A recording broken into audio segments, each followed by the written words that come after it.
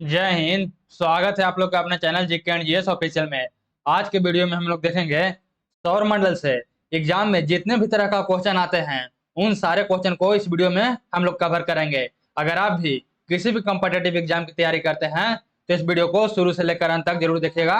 ये आपके लिए बहुत ही हेल्पफुल होगा। तो आइए करते हैं शुरू। सौर प्रणाली की खोज किसने की थी? सौर प्रणाली की खोज किसने की थी? तो सौर प्रणाली की खोज की थी कोपरनिकस ने। ऑप्शन सी इसका सही उत्तर हो जाएगा। सौर प्रणाली की खोज की थी कोपरनिकस ने। फिर नेक्स्ट है, सूर्य के चारों ओर घूमने वाले खगोलीय पिंड क्या कहलाते हैं? सूर्य के चारों ओर घूमने वाले खगोलीय पिंड क्या कहलाते हैं? तो ये कहलाते हैं ग्रह। ऑप्शन ए इसका सही उत्तर हो जाएगा। सूर्य के चारों ओर घूमने वाले खगोलीय पिंड कहलाते हैं ग्रह। ऑप्शन ए इसका सही उत्तर हो जाएगा।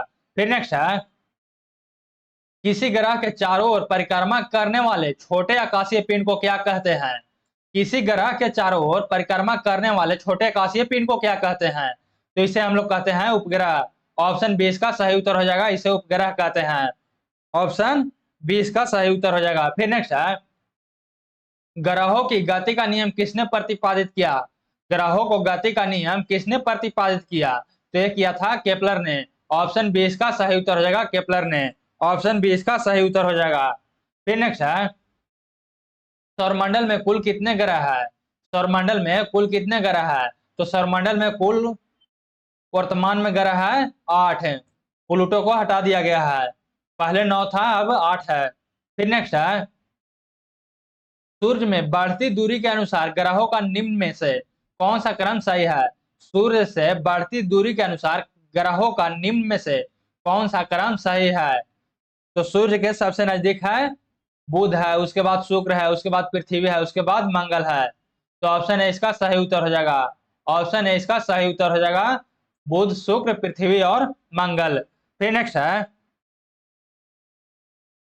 पृथ्वी से बढ़ती दूरी के अनुसार ग्रहों का निम्न में से कौन सा क्रम सही है? पृथ्वी से बढ़ती दूरी के अनुसार ग्रहों का निम्न में से कौन सा क्रम सही है? तो इसका सही उत्तर हो जाएगा शुक्र, बुध, मंगल और बृहस्पति। सूर्य के सबसे नजदीक है सूर्य, उसके बाद है बुध, उसके बाद मंगल, उसके बाद बृहस्पति है। ऑप्शन सी इसका सही उत्तर हो जाएगा। फिर नेक्स्ट है, आकार के अनुसार सौरमंडल के ग्रहों के अवरोही क्रम है। आकार के अनुसार सौरमंडल के ग्रहों का अवरोही क्रम है। तो इसका सही उत्तर हो जाएगा, सबसे बड़ा है आकार में बृहस्पति, उसके बाद है शनि, उसके बाद हो अरुण, उसके बाद हो वरुण, उसके बाद पृथ्वी, उसके बाद शुक्र, उसके बाद मंगल और बुध है। तो ऑप्शन है इसका सही उत्तर हो जाएगा बृहस्पति, शनि, अरुण, वरुण, पृथ्वी, शुक्र, मंगल एवं बुध। ऑप्शन है इसका सही उत्तर हो जाएगा। फिर नेक्स्ट है, निम्नलिखित में से कौन सौरमंडल का भाग नहीं है? निम्नलिखित में से कौन सौरमंडल का भाग नहीं है?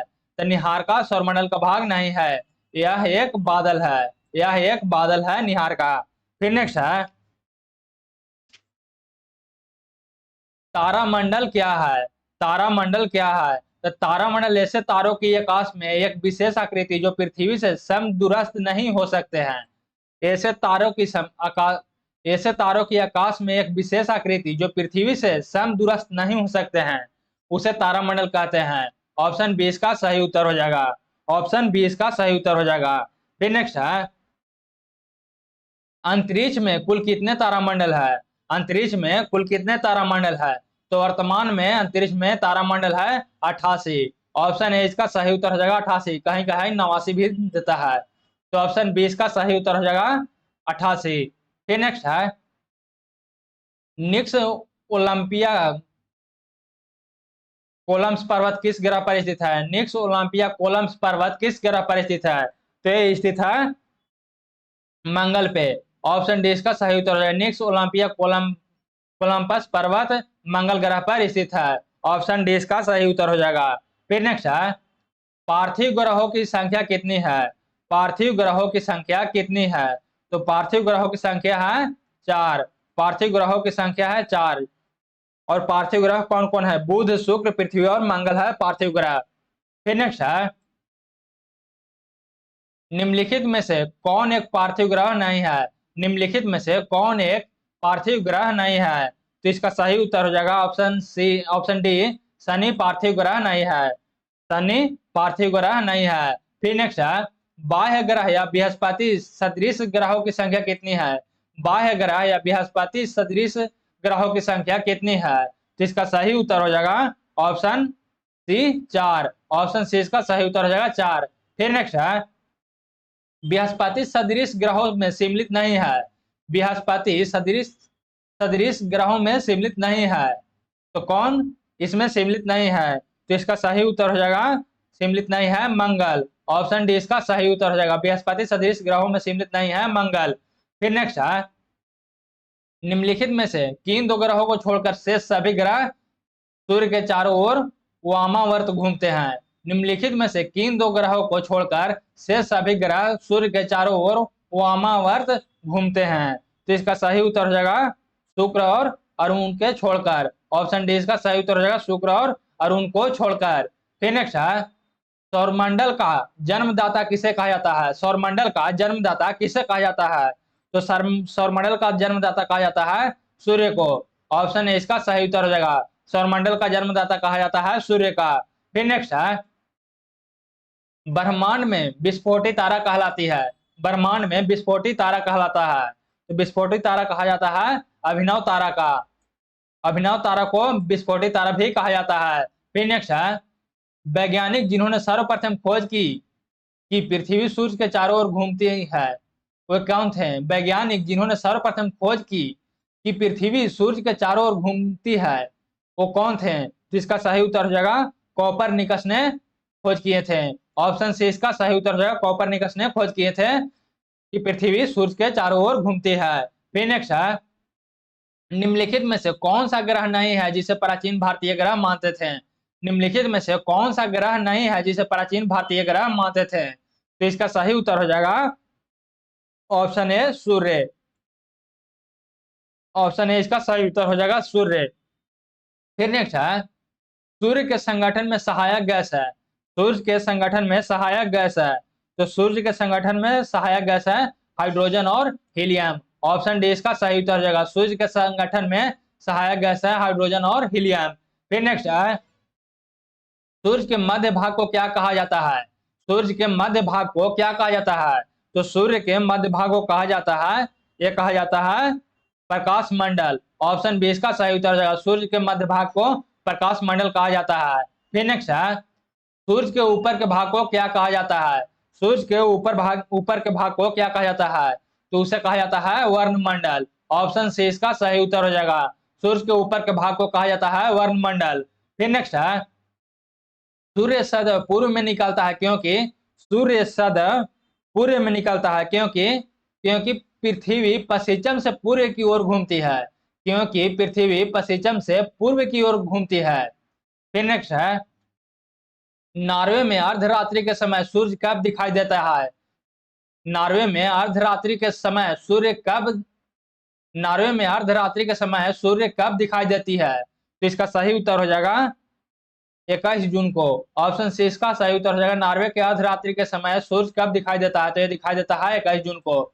फिर नेक्स्ट है, एक ग्रह की अपने कक्ष में सूर्य से अधिकतम दूरी को क्या कहा जाता है? एक ग्रह की अपने कक्ष में सूर्य से अधिकतम दूरी को क्या कहा जाता है? तो इसे कहा जाता है अपसौर। इसे कहा जाता है अपसौर। ये 3 जनवरी को होता है। अपसौर 4 जुलाई को होता है। अपसौर 4 जुलाई को होता है। एक ग्रह की अपने कक्ष में सूर्य से अधिकतम दूरी को क्या कहा जाता है? ये कहा जाता है अपसौर, और ये 4 जुलाई को होता है। ये 4 जुलाई को होता है। फिर नेक्स्ट है, एक ग्रह की अपने कक्ष में सूर्य से न्यूनतम दूरी को क्या कहा जाता है? तो इसे कहा जाता है उपसौर, और ये 3 जनवरी को होता है। ये 3 जनवरी को होता है। फिर नेक्स्ट है, निम्नलिखित में से किनके बीच की औसत दूरी को खगोलीय एकक कहा जाता है? निम्नलिखित में से किनके बीच की औसत दूरी को खगोलीय एकक कहा जाता है? तो यह कहा जाता है पृथ्वी तथा सूर्य के बीच की दूरी को। ऑप्शन है इसका सही उत्तर हो जाएगा, पृथ्वी और सूर्य के बीच के दूरी को। फिर नेक्स्ट है, मध्यरात्रि सूर्य का क्या अर्थ है? मध्यरात्रि सूर्य का क्या अर्थ है? तो इसका सही उत्तर हो जाएगा सूर्य का ध्रुवीय विरित में देर तक चमकना। ऑप्शन डी इसका सही उत्तर हो जाएगा, सूर्य का ध्रुवीय विरित में देर तक चमकना। फिर नेक्स्ट है, मध्य रात्रि का सूर्य किस क्षेत्र में दिखाई देता है? मध्य रात्रि के मध्य रात्रि का सूर्य किस क्षेत्र में दिखाई देता है? तो इसका सही उत्तर हो जाएगा आर्कटिक क्षेत्र में। ऑप्शन सी इसका सही उत्तर हो जाएगा आर्कटिक क्षेत्र में। ऑप्शन सी इसका सही उत्तर हो जाएगा।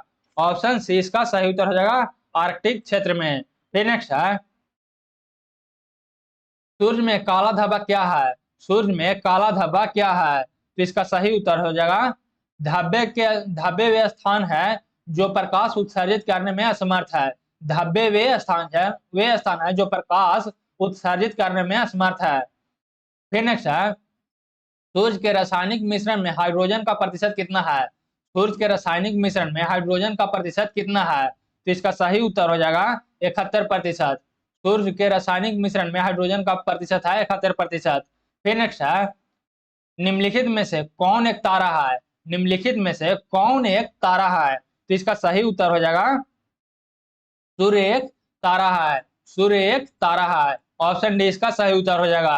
फिर नेक्स्ट है, सौर पृष्ठ पर लगभग कितना तापमान होता है? सौर पृष्ठ पर लगभग कितना तापमान होता है?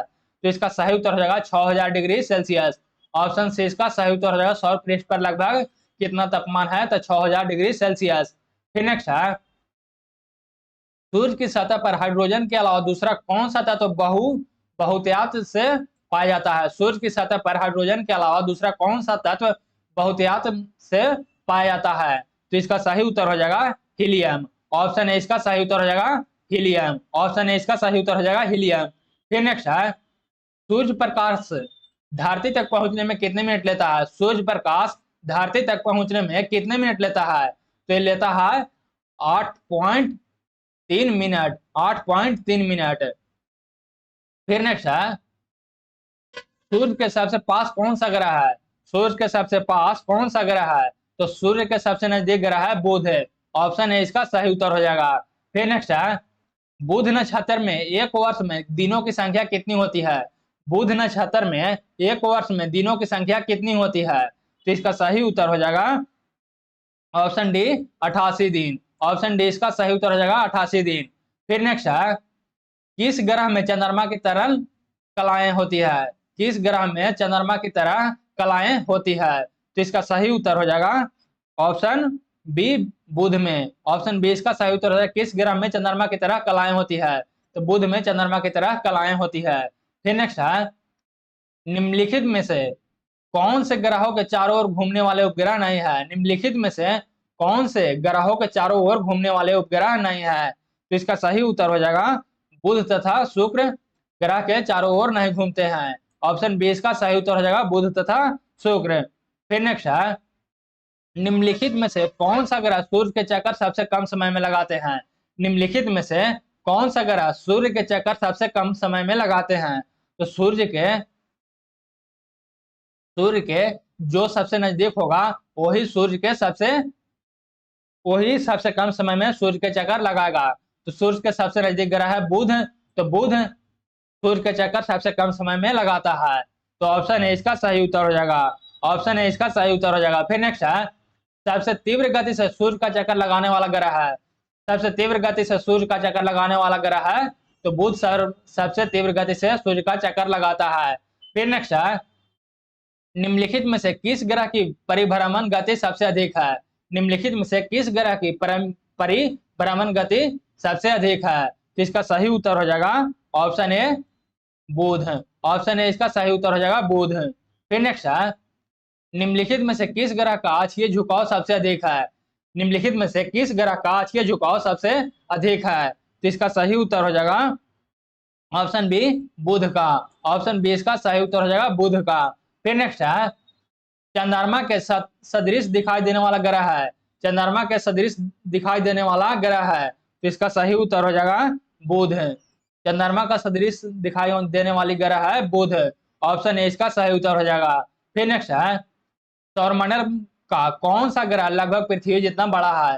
सौरमंडल का कौन सा ग्रह लगभग पृथ्वी जितना बड़ा है? तो इसका सही उत्तर हो जाएगा ऑप्शन सी शुक्र। ऑप्शन सी इसका सही उत्तर हो जाएगा शुक्र। सौरमंडल का कौन सा ग्रह लगभग पृथ्वी जितना बड़ा है? तो ऑप्शन सी इसका सही उत्तर हो जाएगा शुक्र। फिर नेक्स्ट है, निम्नलिखित में से किस ग्रह को पृथ्वी की बहन कहा जाता है? ये बहुत बार क्वेश्चन पूछते रहता है। निम्नलिखित में से किस ग्रह को पृथ्वी की बहन कहा जाता है? तो इसका सही उत्तर हो जाएगा ऑप्शन सी, ऑप्शन बी, शुक्र को। ऑप्शन बी इसका सही उत्तर हो जाएगा शुक्र को। निम्नलिखित में से किस ग्रह को पृथ्वी की बहन कहा जाता है? तो ये कहा जाता है शुक्र को। फिर नेक्स्ट है, किस ग्रह को शाम का तारा कहा जाता है? किस ग्रह को शाम का तारा कहा जाता है? तो शाम का तारा कहा जाता है शुक्र को। ऑप्शन बी इसका सही उत्तर हो जाएगा, शाम को तारा कहा जाता है शुक्र को। फिर नेक्स्ट है, सबसे चमकीला ग्रह है, सबसे चमकीला ग्रह है, तो सबसे चमकीला ग्रह भी शुक्र है। ऑप्शन सी इसका सही उत्तर हो जाएगा, सबसे चमकीला ग्रह भी शुक्र है। तो बस सौरमंडल से आज के लिए इतना ही। अगर ये वीडियो आप लोग का अच्छा लगा तो वीडियो को लाइक कर लीजिएगा। अगर चैनल पर पहली बार है तो चैनल को सब्सक्राइब जरूर कर लीजिएगा। अगर इस वीडियो को फेसबुक पेज पर देख रहे हैं तो पेज को फॉलो जरूर कर लीजिएगा। अगर इस चैप्टर को एक पार्ट में करते हैं तो वीडियो बहुत लंबा हो जाता है, इसलिए इसे 3 या 4 पार्ट में करके दिया जाएगा। तो बस आज के लिए इतना ही, तब तक के लिए जय हिंद। मिलेंगे किसी अगला वीडियो में।